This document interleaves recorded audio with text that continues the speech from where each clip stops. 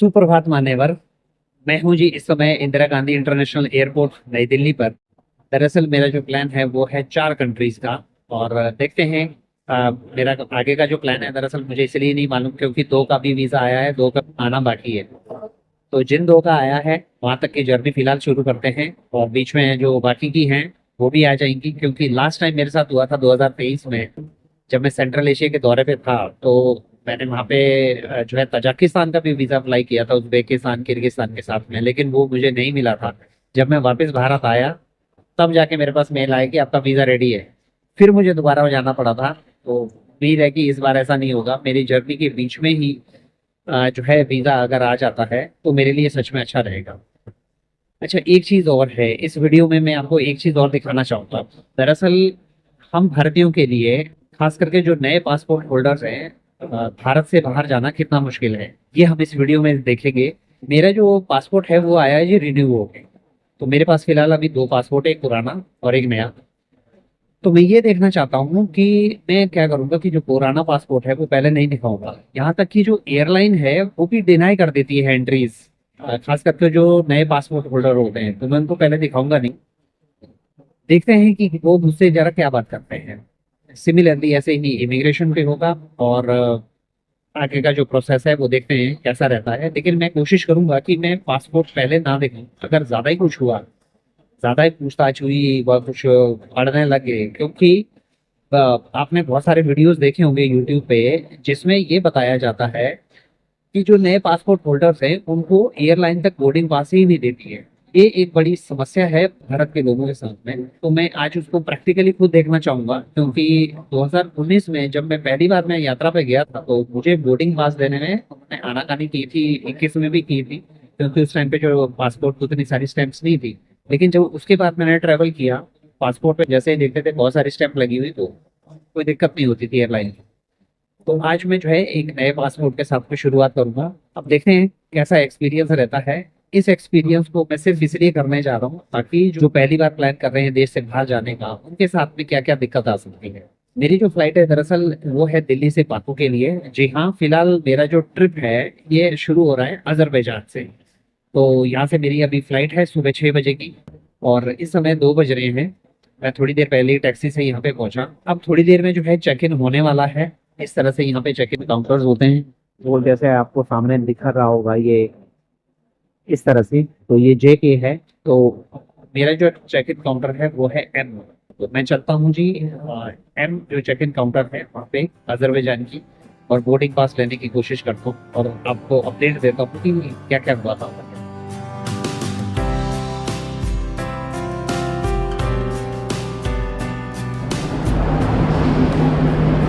तो इस तरह से ये यहाँ पे चेक इन इन्फॉर्मेशन होती है कि आपको कौन से वाले डेस्क पे जाना है, यार देखिएगा। और मेरा कहाँ है, मेरा कहाँ, वो रहा अजरबैजान बाकू। सबसे नीचे 6:10 पे J2058 बाकू के लिए चेक इन ओपन हो चुका है एम पे। तो मैं चलता हूँ जी एम पे।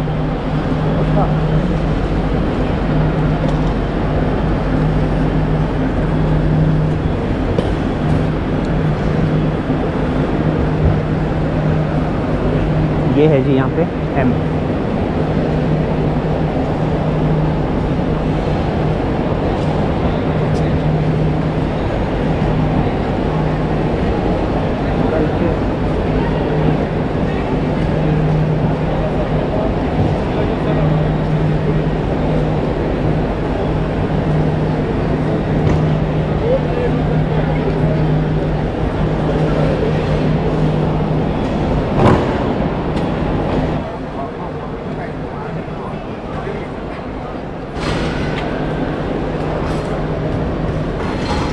ये है जी यहाँ पे इमिग्रेशन।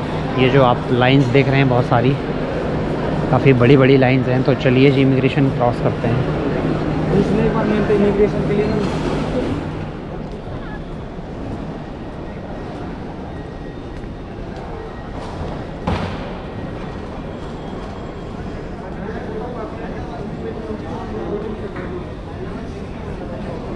ये है जी दिल्ली ड्यूटी फ्री। यहाँ पे जो भी चीज़ें मिलती हैं उन पर टैक्स नहीं लगता है।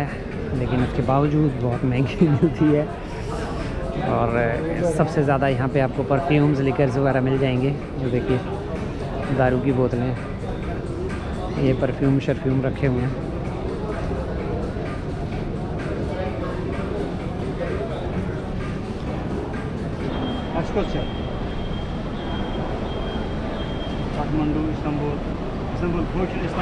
दिल्ली एयरपोर्ट पे आज का जो एक्सपीरियंस है वो बड़ा खट्टा मीठा सा था। और सबसे बड़ी बात है कि मैं आपको एक बात बताऊं, इमिग्रेशन ऑफिसर ने पहली बार मुझे पहचाना। दिल्ली एयरपोर्ट इतना बड़ा है कि बंदा चलते चलते थक जाए। मेरी जो एयरलाइन है जी वो है अज़रबैजान एयरवेज़ और मेरा गेट नंबर है 10A। तो अभी फ़िलहाल मैं 3 के आसपास पहुंचा हूँ। ये रहा 3A और 3B। बहुत टाइम लगेगा भाई, बहुत टाइम। और वहाँ पे ऊपर टाइम भी लिखा हुआ कि कितना टाइम लगेगा। लगभग 11 मिनट मुझे जो है पैदल चलने में लगेंगे। 11 मिनट का मतलब हो गया भाई 1 किलोमीटर से भी ज़्यादा होगा। ये देखिए आपको दिखाता हूँ, यहाँ पे मिनट्स भी लिखे होते हैं कि आपको गेट जो है कितना मिनट आपको लगेगा। देखिए ऊपर लिखा हुआ है 4 से 14 और इसमें लिखा हुआ 3 से 10 मिनट, यानी कि जो 14 नंबर गेट है वो 10 मिनट की दूरी पे है। 10 मिनट का मतलब हो गया 1 किलोमीटर। आप समझ रहे हैं कितना बड़ा एयरपोर्ट है ये, कि आपको 10 मिनट 1 किलोमीटर तक तो सिर्फ बोर्डिंग गेट तक जाने में लगते हैं।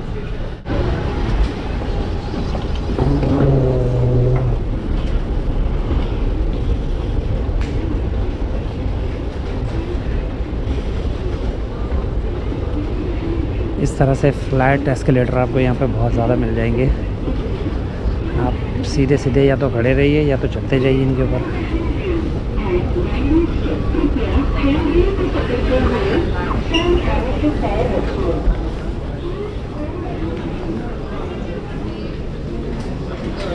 ये इस वाली लाइन पे बोर्डिंग शुरू हो गई है, गेट नंबर 7।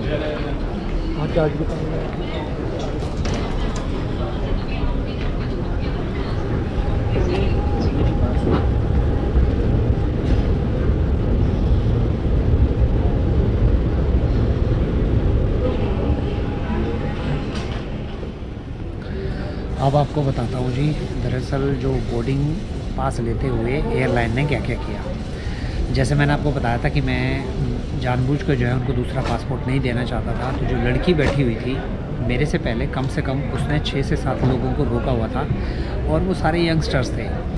और मुझे ये लगता है कि उनके जो पासपोर्ट हैं वो सब के सब या तो फर्स्ट टाइम ट्रैवलर थे वो, यानी कि उनके पासपोर्ट पे किसी तरह की कोई स्टैम्प नहीं थी। क्योंकि जब वो दूर से दिख रहा था कि जब वो पासपोर्ट को चेक कर रही थी ढंग से, तो वो बार बार उनसे क्वेश्चन पूछ रही थी। आप सोचिए जो एयरलाइन स्टाफ है वो भी यहाँ पे आके जो है लोगों को रोक रहा है और उसने दिया नहीं।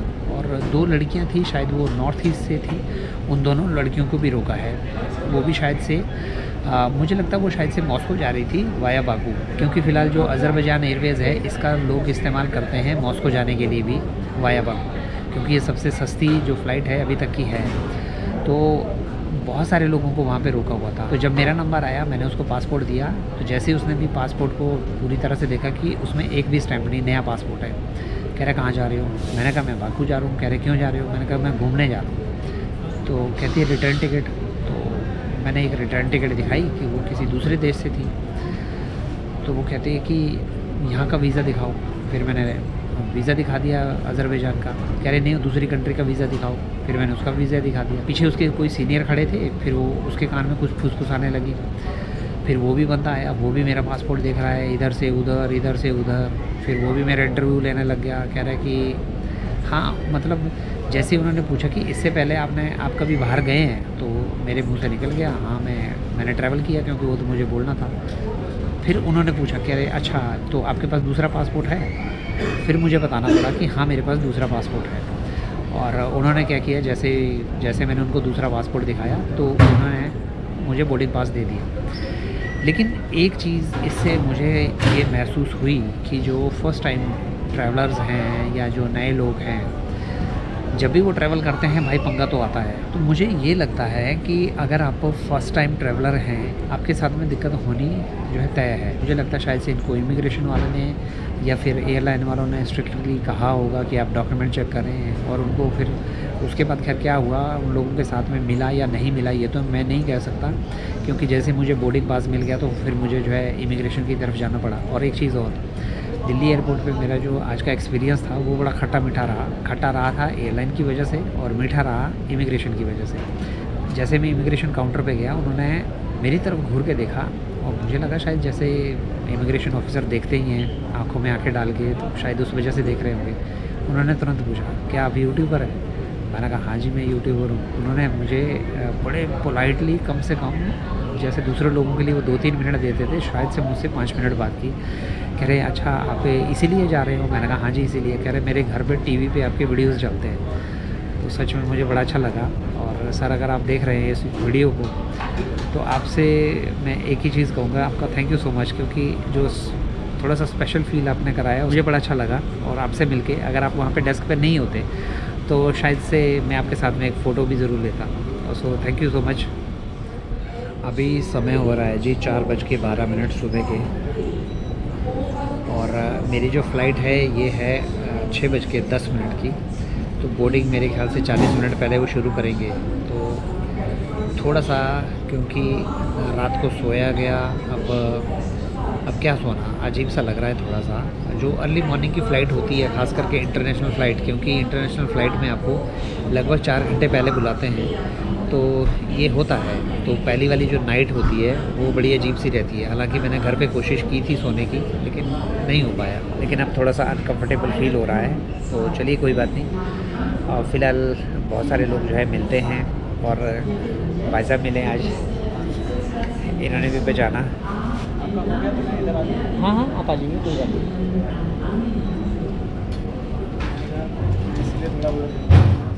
नहीं कोई बात नहीं। फ़िलहाल जी अभी टाइम हो रहा है 5:25। 6 बजे की फ़्लाइट है, लेकिन अभी तक बोर्डिंग गेट पे कोई हलचल नहीं है, पूरा खाली पड़ा हुआ ये देखिए। और यहाँ पे सबसे बड़ी बात है, यहाँ पे कोई आया भी नहीं है। और मुझे पता नहीं क्यों लग रहा है कि हमारा कहीं बोर्डिंग गेट चेंज ना हो गया हो। ये बाकू लगभग 9 बजे के आसपास पहुँचेगी वहाँ के टाइम के हिसाब से।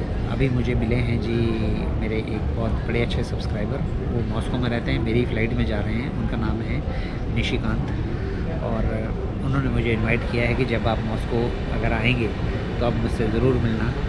तो उनसे ज़रूर मिलेंगे जी अगर हम लोग मॉस्को गए तो। अच्छा अभी हम लोग जो ये बोर्डिंग गेट है यहाँ पे 10 है, यहाँ बैठे हुए थे, लेकिन हमें शक हुआ क्योंकि यहाँ पे पूरा पीछे जो है कोई पैसेंजर थे ही नहीं, सब खाली था।